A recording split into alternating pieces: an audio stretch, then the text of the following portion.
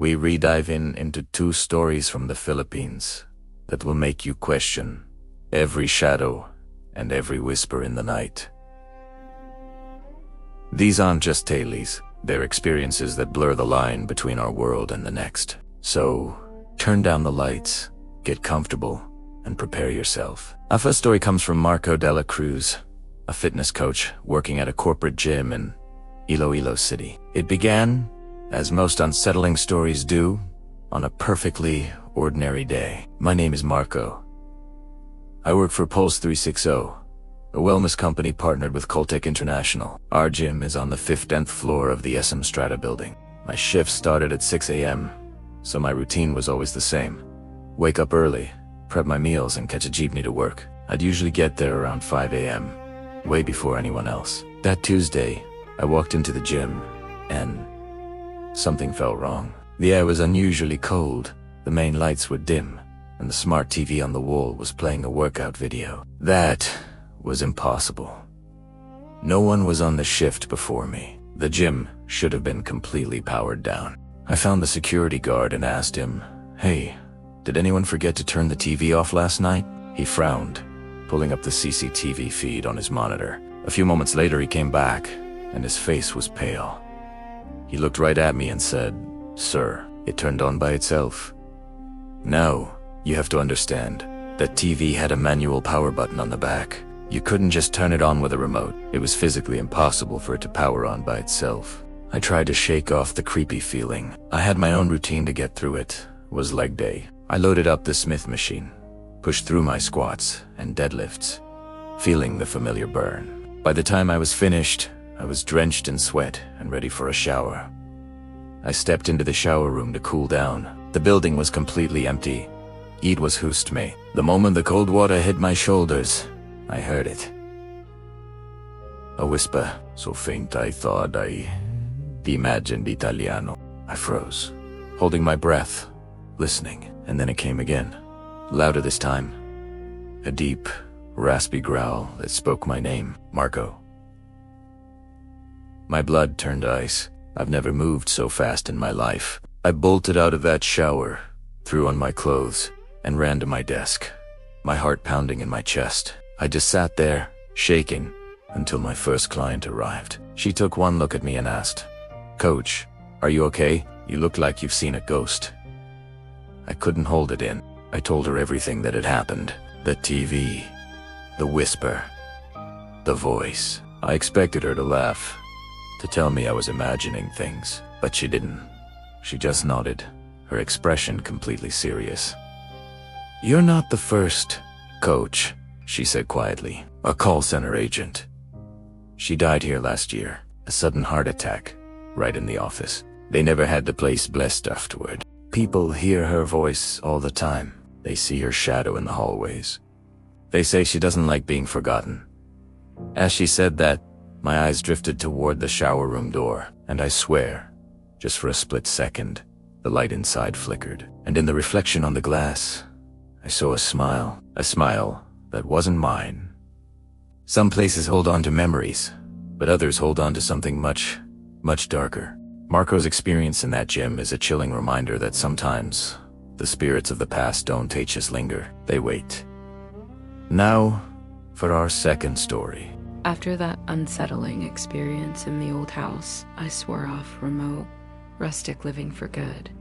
I needed the city, the noise, the feeling of being surrounded by people.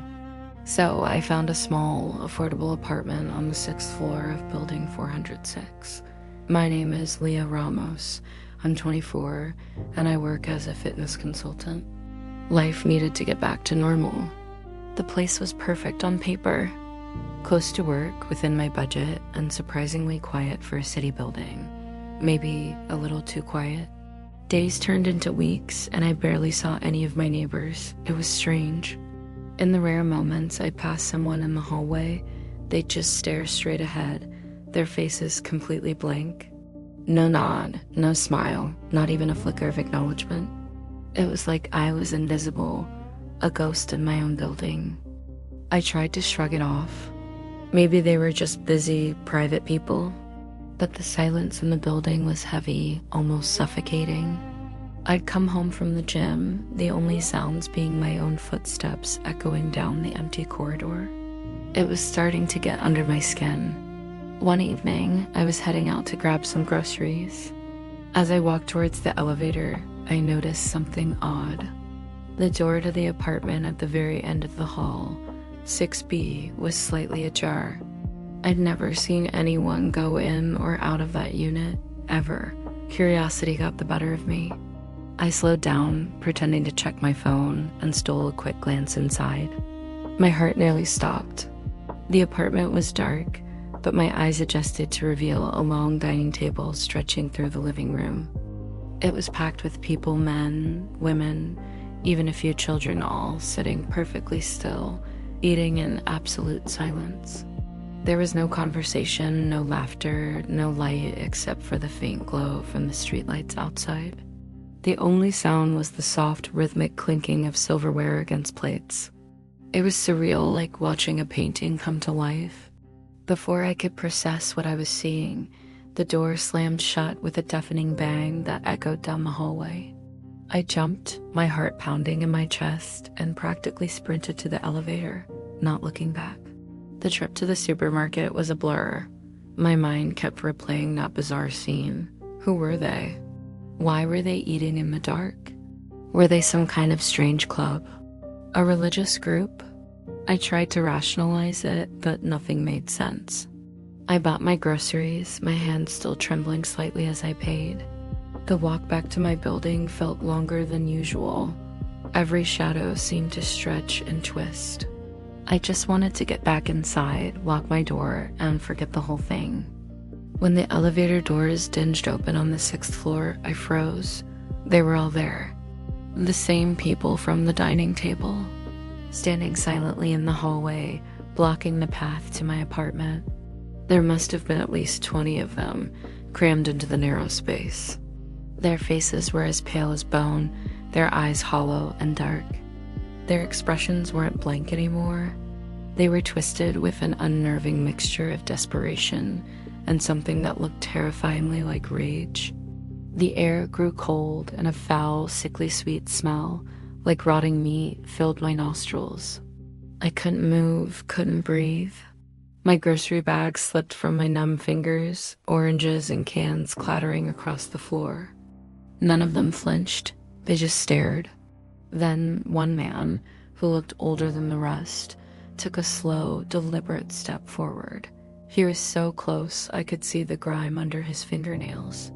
He leaned in, his voice a dry, rasping whisper that seemed to crawl right into my ear. "Invite us." His breath was rancid, the smell of decay so strong it made my eyes water. I squeezed my eyes shut, a scream trapped in my throat. When I blinked them open again, they were gone. The hallway was empty. My groceries were scattered on the floor. The only thing left was the lingering, putrid smell and the chilling echo of his words.